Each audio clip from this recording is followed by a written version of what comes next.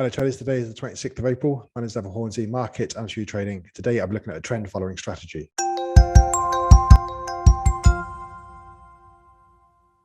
Okay, we're coming into the end of the month, so there'll be end of month flows, there'll be some sort of mean revision, there'll be a lot of positioning ahead of the FOMC, but as soon as we get the FOMC, we get to sort of work out whether or not they're going to be as hawkish as we all believe, then we might get to an extended trend. We also have the phenomenon where, some people say sell in May and go away until St. Leger's Day, so we could get quiet markets. So essentially what I'm trying to do is make sure that we don't get chopped up in like these sort of ranges here that we saw at the end of the last year. So the idea would be to stay with the trend, or at least trade with a higher time frame trend if we were to go onto intraday charts. So this could not necessarily just be a trading strategy, it could just be a filter for how we trade for the next few months in terms of direction. So here I've got a Bollinger Band standard setting, so 20 period moving average with a multiplier of 2 on the actual volatility bands here. When we get to the lower bound, you can see that bars can close below or above. This indicator down here, the Bollinger Band percentage B, sort of shows when these bars close below. So the signal line is 0 or 1. And we can see here, when we go negative, that's when the close in this daily chart is below the Bollinger Band. And when we go positive above 1, that's when we get a close above this. So this signifies what's happening in price action against, compared to the Bollinger Bands. So we can actually delete or turn that off. We don't need to see that. And the idea would be to sort of trade sort of in an overbought, oversold sort of fashion. So when things look in terms of overbought here, the volatility is pushed to the extremes. We're expecting either a continuation of a trend or a reversion to the mean. So that's when we start to look for shorts up here at 1, and we look for longs when this indicator is below 0. So that's the sort of setup.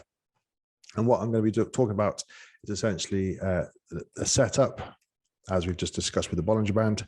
Then I'll be looking for a filter, and then I'll be looking for a trigger. And the idea is that the setup obviously gets our attention and we start looking for a trade.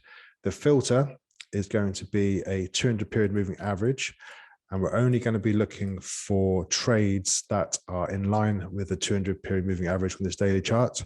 So here you can see I've marked up many sort of signals from the setup, and a lot of them we can just disregard. So if I just go ahead and delete everything that is signifying a short above the 200 period moving average and everything that's signifying a long below. Okay, so applying that filter after the setup, we're now left with just a few signals compared to what we had before. And you can see here, we missed out on a lot of the initial price action when it went up and took out some swing highs, but we did sort of take in the sort of tail end of this upper move. However, on the downside, we got in a lot quicker, and we've essentially been trading lower as we go towards the 1.06 and to sort of sweep this swing low here.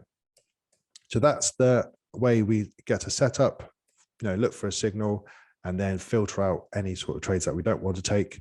Obviously, the trades that I've just deleted and the signals I've deleted may have been good mean reversion trades. So you might develop a second strategy on the back of this.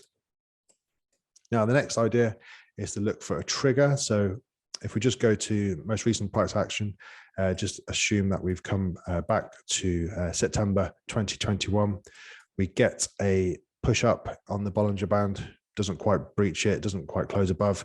And then here we have for the 2nd of September, a close above. And then we're looking for a confirmation that we should be actually hitting the sell button. So what I'm going to use for that is a moving average, and you can choose your favorite moving average. I'm just using 9, and I've used a weighted to try and smooth out the actual signal for us. So here we have the setup, looking for a short, the filter, that's good, where price action underneath the 200 period moving average. We're not looking for a mean reversion, we're looking for a trend to continue to the downside. And now we're just looking for a close below on this daily chart. So end of day sort of trading, a close below the sort of trigger, which would be the 9 weighted moving average. So here, so here you go. This is where we get our actual signal to go short. So we can take a short there. Now, the idea is obviously risk management and yeah, finding somewhere to sort of take profits. You can do that either with just straight up risk management. So we could put on a short position at the end of the day on the 7th of September.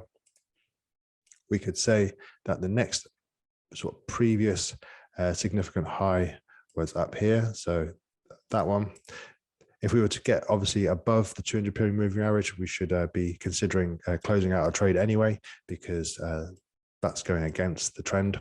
And then if we're looking for a decent risk reward, we're looking for at least a 2. So here we go. We're looking for a 2 between the period of 7th of September to the 23rd of November. We would have been in this short trade. We would have had a risk reward of 2, and that would have been a successful trade. Okay, we get another signal. Obviously, this trade's closed now, so we're waiting for the next signal. Here we go. We've got another close below, so it's actually down here. So at the end of the day, we look to our charts and we find that we've got a signal here. Looking for the next significant high and above the 200 period moving average. So this would be the significant high. This would be above the 200 period moving average. And then we're looking for a risk reward of 1 to 2. So if we look to the left, we'll be taking out the swing low, taking out the stops that are below there, and hopefully getting our risk reward of 1 to 2. Now, as you can see, during this trade, we had other signals. So maybe that's where you then move your stop. So in the first trade, once you got this signal, that's a positive in terms of it's going in our direction. So we can put our stop above there before it hits our profit target. And again, we had another signal here. So, rather than risking all of this price action all the way back, as some trend following strategies do, we could have locked in some profits and have a reason to be out, because this would be a reversal of this signal. So that's the actual trend strategy. We hopefully follow with a longer term trend. This keeps us out of mean reversion trades. If we are to use this as a filter, just to sort of go through and filter out trades at the end of each day, you could then apply the directional sort of trade to intraday, and hopefully we'll be able to get through this next few months where volatility and volume is probably going to be dropping, and we'll probably just be grinding essentially.